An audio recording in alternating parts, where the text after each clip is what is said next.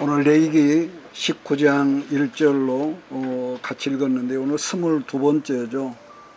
9월도 어느새 마지막째 주를 우리가 맞이했습니다.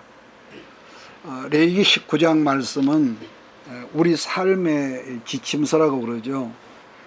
레위기 19장에서 하나님은 말씀, 내가 거룩하니 너희도 거룩하게 살라고 당부를 하시죠. 자, 그 내용들을 하나씩 읽어보면은요, 어떤 추상적인 내용이 아니라 대단히 구체적이라는 것인데, 그렇기 때문에 이 19장 속에서 3절, 4절씩 떼어 읽으면서 이것을 설교를 한다면은 아마 10번 이상으로 설교할 수 있는 그런 내용이라고 봅니다. 자, 1절, 2절을 제가 읽습니다. 여호와께서 모세에게 말씀하여 이르시되 너는 이스라엘 자손의 온 회중에게 말하여 이르라. 너희는 거룩하라. 이는 나 여호와 너희 하나님이 거룩함이니라. 여러분, 지금 말씀을 보면은 우리들 삶의 거룩이란 삶의 원칙이라는 거죠. 레위기 19장 1절로 18절까지 말씀은 개인적인 차원에서 거룩한 삶이지만, 그러나 19절부터 37절까지는 이게 확대한 말씀으로 거룩함을 너 혼자 나 개인적인 차원에서 사회 공동체적으로 어떻게 가정적으로 이것이 살 것인가죠. 그러니까 본문 성경을 보면은 개인적으로는 거룩함에 대해서는 6가지로 나눌 수가 있는, 첫째는 뭐냐? 십계명이죠. 십계명. 우리가 아는데 십계명은 1계명부터 4계명까지는 하나님과의 관계, 5계명부터 10계명까지는 나와 이웃의 관계거든요. 근데 본문에서 우리가 주목하는 것은 거룩은 어디서부터라고 말씀했냐면은 가정부터라는 거죠. 가정. 그래서 하나님께서 가장 중히 여기시는 기관 둘이 있는데, 하나는 하나님의 교회이고 두 번째는 가정이라는 거죠. 그러면은 어느 것이 중요하냐? 둘 다 똑같이. 교회만 중요한 것이 아니라 우리 가정도 중요하다는 거죠. 그래서 첫째가 오늘 본문에 보니까 가정이고, 그러니까 십계명에서는 분명히 하나님과의 관계를 먼저 마련했는데 오늘 본문에서는 첫째가 가정이고 그 다음에 환경이고 그 다음 말씀이 하나님을 경외하라고 그랬습니다. 3절 4절을 같이 읽어볼까요? 너희 각 사람은 부모를 경외하고 나의 안식일을 지키라. 나는 너희 하나님의 여호와이니라. 너희는 헛된 것들에게 향하지 말며 너희를 위하여 신상을 부어 만들지 말라. 나는 너희 하나님의 여호와니라. 여러분, 근데 지금 말씀을 보면은 십계명을 말씀하는 것 같아 보이는데 순서가 오늘은 다르거든요. 십계명에서는 분명히 하나님을 경외하는 것이 첫 번째인데, 오늘 레위기 19장 본문에서는 여기서는 뭐랍니까? 부모를 경외하라. 근데 특이한 것은 성경을 읽어본 사람은 바로 이해가 되겠지만, 지금 말씀 보면은 부모를 공경하라가 아니라 부모를 경외하라고 말씀했다는 거죠. 왜냐하면은 여러분, 경외라고 하는 것은 하나님을 향하여 사용하는 그런 여러분 단어거든요. 그러니까 경외라는 말의 뜻은 두려워하라는 의미죠. 자, 그래서 거룩함이라는 꼭 경외심인데, 이 거룩이란 가정에서부터 시작돼야 한다는 것을 본문에서는 강조하고 있다는 거. 지구상의 모든 나라, 모든 가정에서는 세대적인 갈등들이 어느 정도는 있죠. 우리 아이들이 어렸을 때는 이제 부모 말에 고분고리, 조금 크면은 엄마하고 아빠하고 대화가 안 통한다면서 도무지 만나서 대화하려고를 않죠. 그런데 유독 이스라엘에서는 이 세대 갈등이 없다고 그러죠.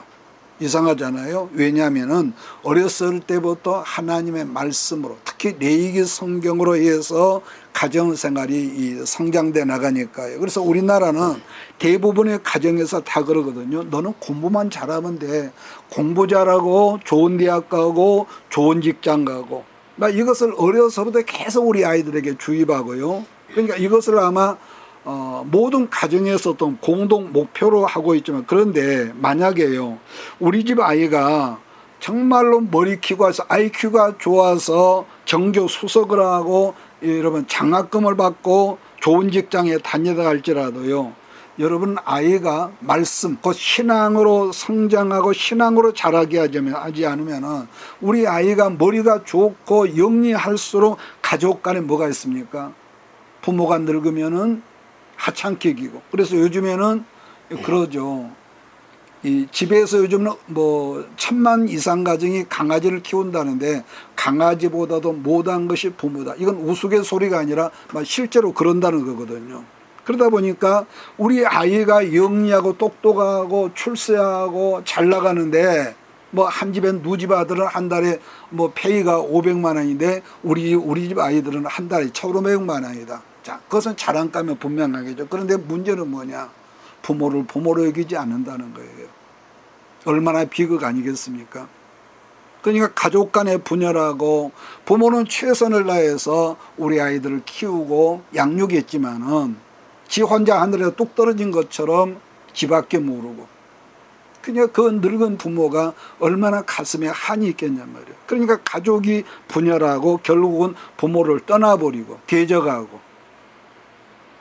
그래서 하나님은 우리들의 삶의 최우선순위에 부모를 본문에 경외하라 말씀하셨다는 것이고 이것이 바로 하나님의 창조 질서를 지키는 것으로 말씀을 하셨다는 거죠. 자, 그 다음 말씀은 안식일을 지키고 아무 유의감이 없는 헛된 우상 숭배를 삼가하라. 조심해라. 두 번째로는 오직 화목제를 드리라고 당부했거든요. 화목제라고 하는 것은 여러분 관계 아니겠습니까? 그래서 화목제사라는 의미는 말씀은 되게 하나예요. 여러분 축제라고 그랬거든요. 무슨 말이냐면은 하나님 앞에 드려지는 모든 그 제물은 하나님의 관계인데 그런데 여러분 그 화목제물은 반드시 나와 이웃과의 관계 회복을 위해서 그 제물을 사용하라는 거. 그래서 5대 제사를 우리가 지난번에 말씀을 배울 때에 말씀을 드렸지만은 화목제사 때는요 500에서 800kg 정도의 큰 황소를 잡았다면은 우리 식구가 대가족이라도 그것을 어떻게 이틀 동안 다 먹겠냔 말이에요. 아무리 고기를 잘 먹는다 하더라도 500에서 800kg 되는 그 큰 황소를 먹을 수 없죠. 만약에 근데 또 뭐냐면 오늘 본문에 보니까 이틀 내로 그 기간 내로 그 재물을 다 먹지 못하면은 그 제사는 더럽혀졌다. 부정을 타가지고 하나님 앞에 아무런 효과가 없다고 했기 때문에 그러면 그 재물을 우리가 다 소진시켜 어떻게 합니까?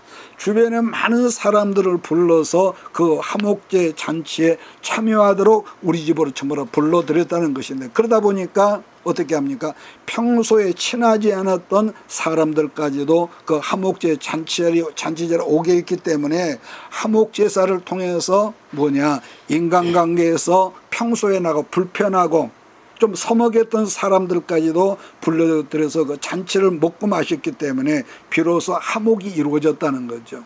그래서 첫째는 하나님과의 화목이요, 두 번째는 이웃과의 화목입니다. 그래서 사람이요 가난하고 이 경제적으로 생활이 쪼들려 돈이 없을 때는 이상하게 여러분 자존심이 이렇게 일어나 가지고 관계들이 꼬일 수도 있지만은 여러분 재물들이 생기면은요 물론 그 사람이 구두 사람은 뭐 말을 못 하겠지만은 막혔던 관계들이 원만해지거든요. 물질이 많아지면 마음도 좀 여유가 생긴 것 같고. 그래서 하나님께서 앞으로요 여러분의 나는 많은 재물을 여러분에 부어주실 줄 나는 믿습니다. 그런데 주의할 것이 꼭 있습니다. 많이 부어주셨을 때 여유가 있을 때 아낀다고 전략한다고 쫌생이처럼 살지 말고 좀 쓸 때는 팍팍 사용해서 불편한 모든 관계가 회복될 수 있는 그런 재물 사용할 줄 아는 우리 식구들이 되기를 주의 이름으로 축복합니다. 그래서 평소에요 관계가 좋지 않던 사람들에게 예를 들어서 말합니다. 이번 추석같이 같은 때에 뭐 좀 돈을 좀 써서 좀 확대를 해볼까요? 갈비라도 좀 이렇게 한 움큼 사서 선물을 하다 보면은 아마 그 사람은 평소에 관계가 안 좋았지만은 언제든지 만날 때마다 싱글벙글하고 여러분 그럴 것이라고 저는 생각을 해봤습니다. 그래서 나는 또 이런 생각도 해봤거든요. 자, 우리 교회가 지금 이사를 하려고 준비를 하는데 이사를 해서 이제 모든 게 정상화되면 내 생각입니다. 한 사람의 어떤 사람을 급료를 주고라도 매일 새벽마다 새벽기도 나오는 사람들에게 삶은 계란 하나, 사과 한 개, 또 뭡니까? 녹두죽 한 공기를 이렇게 대접을 하여서 새벽 기도를 마치고 돌아가는 사람들에게 그렇게 아침 문제를 해결하면 좋겠다, 그런 생각을 제가 해봤거든요. 그러니까 그런 아주 작은 것이라도 언제나 교회가 그처럼 섬기고 베푸는 모습을 보여준다면 그것이 바로 공동체 화목제로서 발전하는 그런 교회라는 거. 어떤 큰 것이 아니라 이런 자잘한 거. 그래서 예를 들어 제가 말했지만은 모든 재물은 그래서 관계를 위해서 사용을 할 줄 아는 저와 여러분 우리 모든 식구들이 되기를 예수 이름으로 축복합니다. 5절로 8절을 같이 읽습니다. 레위기 19장 5절 8절.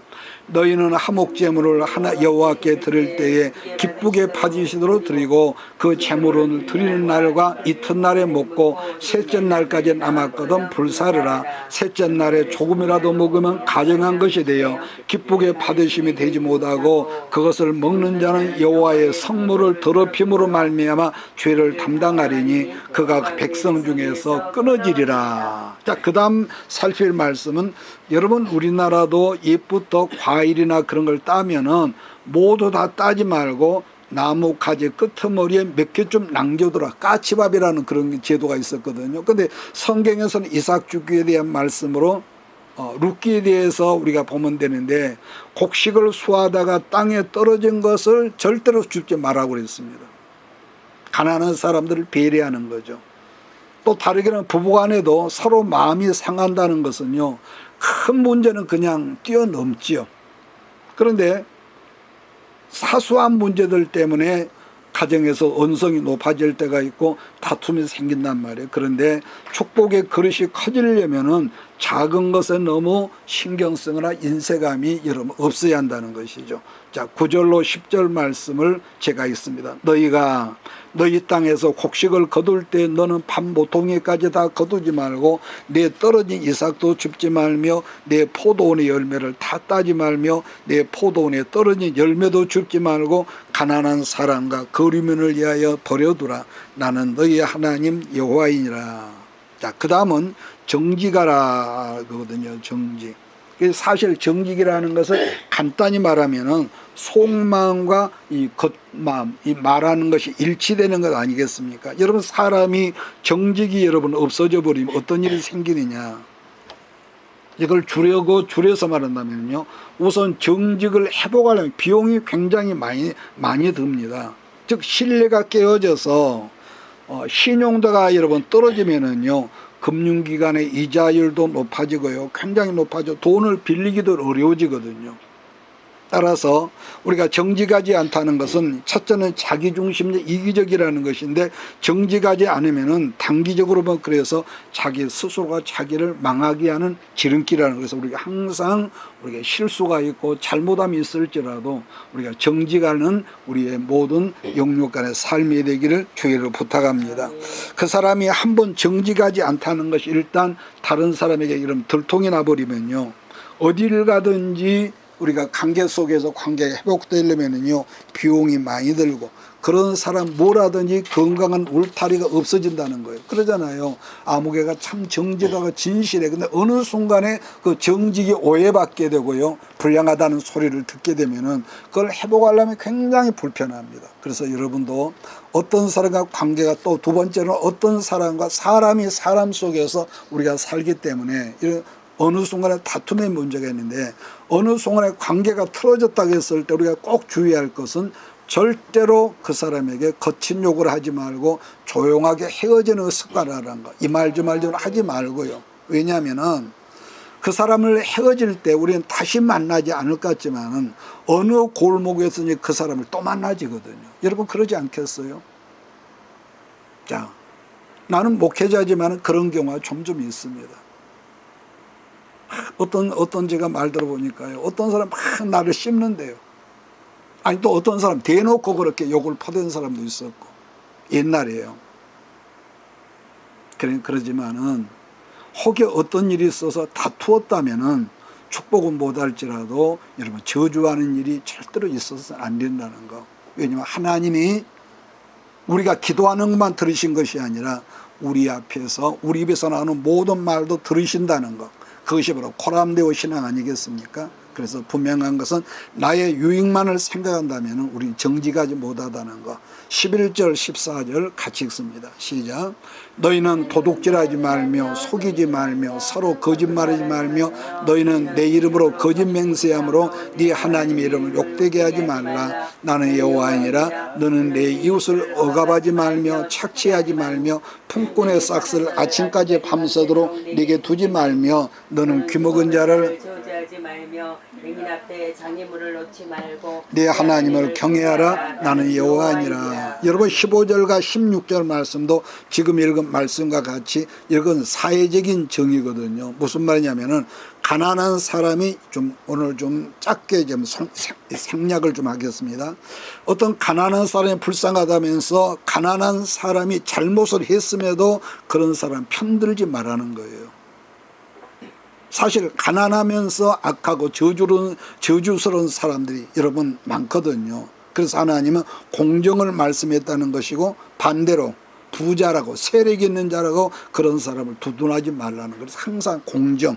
여섯 번째는 이웃을 사랑하라고 어려움을 당한 이웃에게 무관심하지 말라는 것인데요. 우리 예수님도 마태복음 22장에서 본문 말씀을 그대로 인용을 하셨거든요. 17절 18절에 너는 네 형제를 마음으로 미워하지 말며 네 이웃을 반드시 견책하라.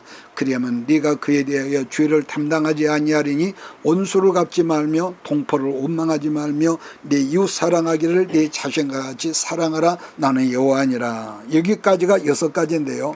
앞부분의 3가지는 가정 문제고 그 다음은 재물을 얻었다면 아까 뭐랬습니까? 관계를 위해서 사용해라. 그 다음에 정직해라. 사회 정의를 지키라. 마지막으로 이웃을 사랑하는 마인드를 가지고 살아라. 그러니까 지금 말한 것들이 개인적인 거룩함이라는 거죠. 그런데 유대인들은 어려서부터 레위기를 통해서 이걸 계속 집중적으로 가르치니까 여러분 지금도 그 유대인들은 어디를 가든지 인간적인 매력이 여러분 있지 않겠습니까? 반면에 이게 사회적인 거룩함이라는 것은 지금까지 말한 것들을 확대시키면 되는 거죠. 확대시키면은. 자, 그 다음 말씀은 두 종류를 섞지 말라고 그랬는데 왜냐하면 간단히 말해서 하나님께서 정하신 경계가 있죠. 여기까지만. 그래서 그 경계를 넘지 말라는 것인데 좀 제가 쉽게 예를 들어서 말하면은 사자는 사자로 키우고 호랑이는 호랑이로 키우라는 것. 자, 그런데 사람들이 욕심이 생겨가지고요. 그 하나님 말씀을 어겨가지고 호랑이와 사자를 교접시켜가지고 새롭게 태어난 짐승이 있습니다. 창조에 없는 짐승이거든요. 그게 뭐냐? 라이거라는 동물입니다. 사자와 호랑이를 교접시켜가지고 나온 동물 또 있습니다. 말이라는 동물과 나귀와 교접을 시켜 새로 나온 동물 이름이 있습니다. 이것도 창조에 없는 짐승이거든요. 노새입니다. 노새. 그런데 특징 하나가 있는데 노새는 분명히 암컷과 수컷이 있지만은 생식 기능이 없어서 새끼를 낳지 못한다는 이 특징이 있습니다. 자, 그 다음을 보면은 섞이지 않게 하라면서 갑자기 곁에 어떤 말씀이 여러분 있냐면 여종이 나오죠. 갑자기 여종.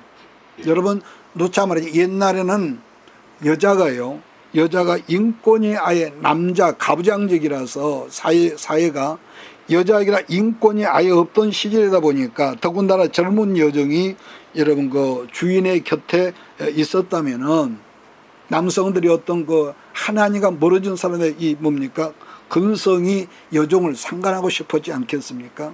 왜냐 그 당시 노예라고 하는 것은 주인의 재산이었고 주인의 소유물이었단 말이에요.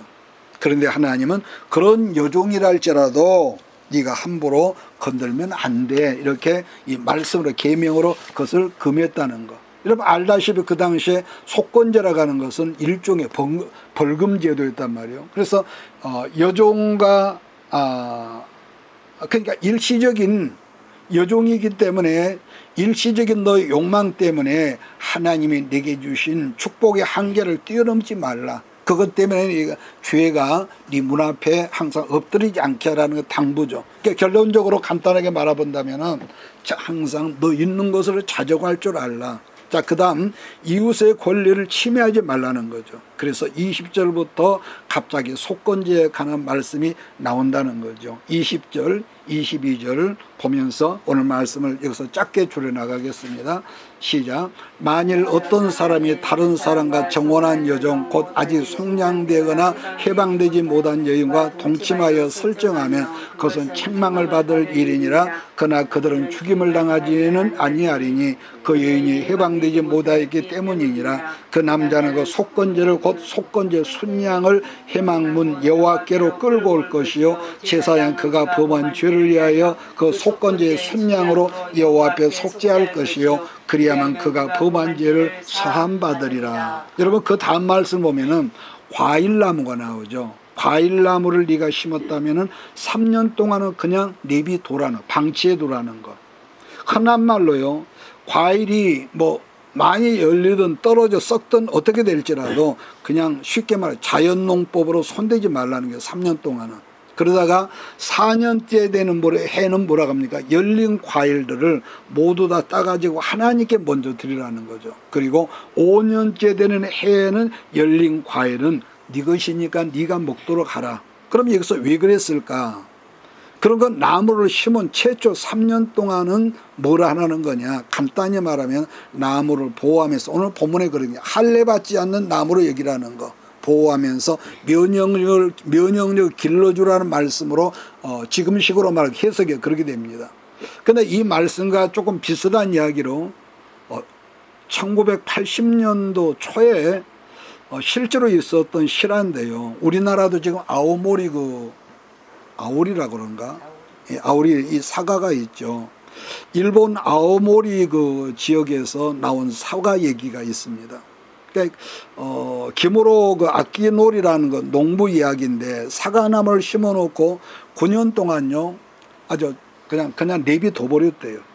뭐 학비를 준다거나 병충해 가서 제가 우리 목사님 집에 가보니까요 사과나무는 농약을 안 뿌리면 도무지 안 된대요. 자 그런데 그냥 병충해가 있든 말든 그냥 화학비료, 농약 등을 일절 사용하지 않았던 관계로 주변의 모든 사람 욕을 하고 정신병자라고 그런 괴짜 농부였다는 거죠.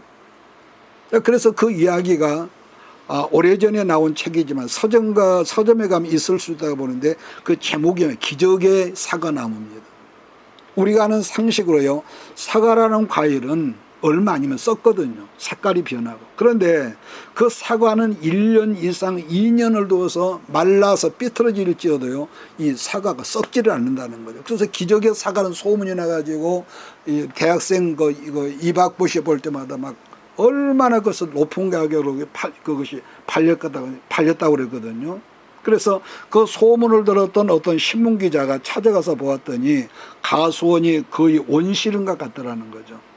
그 과시원의 특징을 말했는데 사과나무가 심겨진 땅을 보니까 땅들이요 이 밟아보니 거의 석본지 같이 푹신거렸대요. 풀들이나 사과나무나 사과열매가 땅에 떨어져 그런 것들 그대로 방치해두니까 그런 것들이 썩어서 땅을 엄청나게 여러분 힘을 가진 에너지가 되었다는 거. 여러분 땅에서 땅도 기운이 있단 말이에요. 땅의 기운을 제일 많이 뽑아버리는 것이 첫째 인삼이 있습니다. 두 번째로 담배나무가 있습니다. 세 번째가 옥수수가 있습니다. 이것을 연작을 하면은요 땅이 황폐해가지고 농사가 안 된 거죠. 그런데 이 사람 같은 경우는요 그대로 풀이 나도 내버려 뒀다는 거. 그랬더니 땅이 얼마나 여러분 비 오겠던지 태풍이 불어도 다른 과시원은 전부 다 떨어져. 일본에 태풍이 많은 나라 아닙니까? 그런데 이 사람의 여러분 사과밭은요 80% 이상이 멀쩡했다는 거죠. 썩지 않고. 그런데 하나님도 이스라엘 사람이 가나안 땅에 들어가서 과일나무를 심거든 3년 동안은 그대로 방치해 두라는 거죠. 이런 점은요 우리 교회도 마찬가지로 보는데 교회에 새로운 신자가 나와서 신기하다고 그래서 막 일절 시키는 그런 경우가 있는데 가만히 내비둬도 그 사람이 심령 속에 말씀의 소금 기도의 소금이 심령 속에 들어가면요 나중에 철이 들면은 스스로 봉사를 찾아서 하거든요. 그래서 3년 동안은 그대로 놔두고 4년째 되는 해에 얻은 열매들은 하나님께 드리라. 자, 그러면 여기서 이 부분에서 제가 오늘 말씀을 간략하게 끝이면서 여러분 궁금한 것이 있지 않겠습니까? 왜 하나님은 꼭 이렇게 먼저 드리라고 그랬을까? 여러분 궁금할 데가 없었습니까? 하나님도 배고프실까?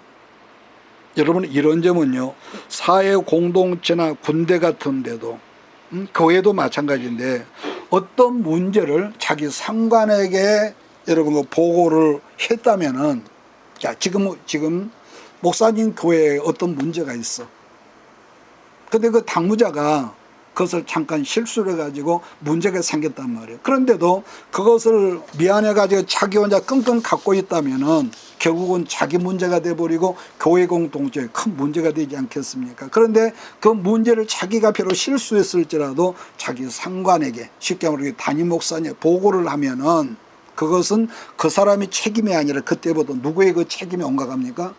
담임 목사는 상관의 그 책임이 옮겨가거든요. 그러나 그 문제를 내가 짊어지고 있다면 그 문제 여전히 내 책임이거든요. 그러나 큰 문제라도 문제를 상관에게 보고를 했다면은 내가 붙잡고 있는 문제는 그때부터는 상관에게 옮겨간다는 거죠. 다르게 설명했죠. 이것이 성경적으로 보는 11조 정신이기도 합니다.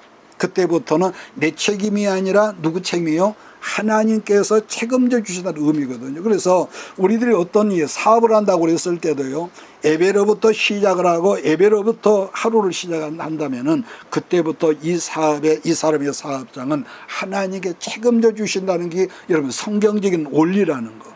즉 이 일은 네가 하고 있지만 네 일이 아니라 하나님 일이라는 겁니다. 이해가 되십니까? 그러니까 하나님께서 우리의 어떤 것을 탐나고 욕심나서 네가 먼저 드려라 빼앗는 것이 아니라 그 사람을 사랑하시고 축복하시는 하나의 초대라는 거죠. 그러면은 그래서 네가 먼저 내게 드려라. 그러면 이제부터 너 하는 일은 너 일이 아니라 나 하나님께서 너에게 간섭을 하란다. 그걸 깨닫게 하려고 드리라 하겠다는, 책임지려고. 그러나 그걸 모른다면 우리는 헌금을 해도 그냥 종교적인 의미로 뛰어넘지를 못한 거 아니겠습니까? 그래서 자녀들도요, 부모가 낳았지만 어렸을 때부터 이것저것 부모는 먹지 못하고 다 쓰지 못할지라도 오직 모든 포커스가 자녀의 주가 되겠지만, 그러나 어느 순간부터 우리 아이가 말귀를 알아들을부터는 아이들이 알아듣든지 못 알아듣든지 이제부터는 네가 엄마 아빠에게 이렇게 해야 한다, 이것을 엄마 앞에 먼저 드려야 하는 걸 자꾸 가르치라는 겁니다. 자꾸 가르치라는 거. 만약에 아까 제가 언급했지만은 어떤 부모가 자기 새끼를 사랑하지 않는 그 부모가 있겠습니까만은, 부모가 아이들을 사랑하는데 계속 서비스하고 계속 사랑한다고 퍼주는 것만 보여준다면은 그런 아이들은 어떻게 될까요? 100% 비인격자가 지밖에 모르죠. 요즘은 더구나 아이들을 하나밖에 안 나니까 그럴 경우가 굉장히 많아지죠. 그래서 가정에서도 교육다운 교육이 반드시 필요하다고 하는 거죠. 만약에 그 부모가 자녀를 사랑한다면서, 아까 제가 그랬죠, 너는 공부만 잘하면 돼, 부모가 엄마 아빠가 다 해줄게, 너는 어떡하든 좋은 대학 가고 서울대학 가고 뭐 어디 가서 학위 받고 이런 의식만을 심어준다면은, 아까 그랬죠, 우리 아들 딸이 공부는 그야말로 끝내주게 잘하지만은 그런 아이들은요 100% 폐륜적인 아이가 된다는 거. 그래서 우리가 미국처럼 우리 아이들을 부모의 역량대로 대학까지는 최대한으로 밀어주고, 대학을 졸업하면 이제는 너는 알아서 네 인생을 개척을 해 나가야 해. 이걸 자꾸 알아듣지 못하, 어려서부터 그것을 자꾸 주입시켜서 모든 것들을 아이가 스스로 할 수 있도록 어려서부터는 정신건강을 심어줄 수 있는 성도 여러분, 우리 모두가 되어야 할 줄 믿습니다. 23절 25절 보면서 말씀을 줄이겠습니다. 23절, 너희가 그 땅에 들어가 각종 과목을 심거든 그 열매는 아직 할례받지 못한 것으로 여기되 곧 3년 동안 너희는 그것을 할례받지 못한 것으로 여겨 먹지 말 것이요 넷째에는 그 모든 과실이 거룩하니 여호와께 드려 찬송할 것이며 다섯째에는 그 열매를 먹을지니 그리하면 너희가 소산이 풍성하리라. 나는 너희 하나님 여호와니라. 그 다음으로 마지막 나오는 말씀은 하나님을 이용하지 말라. 좀 생뚱맞는 말 같지만은요, 그러지 말고 하나님과 동행하는 삶을 살라. 응? 그러니까 예를 들어서 예수 믿는 사람이 요즘에도 점을 치는 경우가 굉장히 많대요. 이제 그런 경우 뭡니까? 하나님을 이용하는 거죠. 그러지 말고 실수가 있고 혹은 어려움이 있을지라도. 그래서 제가 늘 여러분 그러지 않습니까? 조급하면은 이스마엘이 나타나고 기다리면은 이삭이 나온다. 믿습니까? 그래서 여러분 어떤 분이 기도하고 묵묵히 기다리면은 절대로 이스마엘이 나타나지 않고 이삭이 나타난다는 거 잊지 말기를 주님의 축복. 그래서 동행하라는 거. 특히나 옛날에는 오늘 본문에 있거든요. 사람이 귀에다가 구멍을 뚫는다는 것은 그 집의 종이라는 의미였거든요. 요즘에는 문신이나 옛날에는 절대로 하나님 못하겠습니다. 여기 읽고 마치게 제가 읽겠습니다. 26절 28절을 읽고 오늘 좀 짧게 제가 마치겠습니다. 너희는 무엇이든지 피채 먹지 말며 점을 치지 말며 술법을 행하지 말며 머리카락을 둥글게 깎지 말며 수염 끝을 손상하지 말며 죽은 자 때문에 너희 살에 문신을 하지 말며 무늬를 놓지 말라. 나는 여호와니라. 마지막으로 사회적으로 공경할 사람 공경하고 약자를 보호하라고 그랬습니다. 자, 오늘 이렇게 제가 평소와 달리 뼈를 여러분에게 보여주었으니까 여러분이 한 주간을 살면서 산 가운데서 살을 붙이는 그런 삶이 되기를 바랍니다. 제가 저번 날 말을 들어보니까요, 외국인들이 한국에 와서 한국어를 배우고 나서 진짜로 놀란 것이 있다고 합니다. 어디 식당을 갔더니 식당 간판 이름이 뭐냐면은 할머니 뺐다고 해장국. 우리가 볼 때는 별로 외국인들이 굉장히 여러분 놀랍다예요. 제가 엉뚱한 말 같지만은 말씀을 제가 드렸습니다. 살을 붙이는 한 주간 되기를 주의를 축복합니다. 기도하겠습니다. 이것이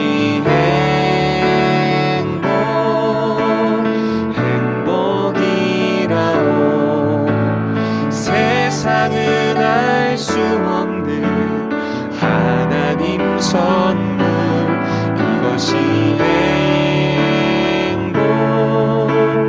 행복이라오.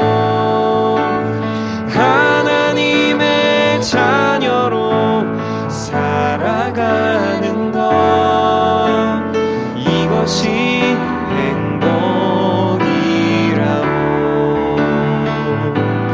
이것이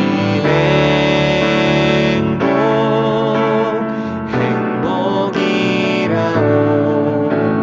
세상은 알 수 없는 하나님 선물. 이것이 행복이라오. 하나님의 자녀로 살아가는 것, 이것이 행복이라오.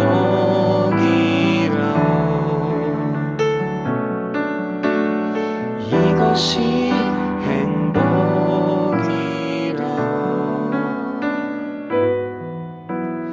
이것이 행복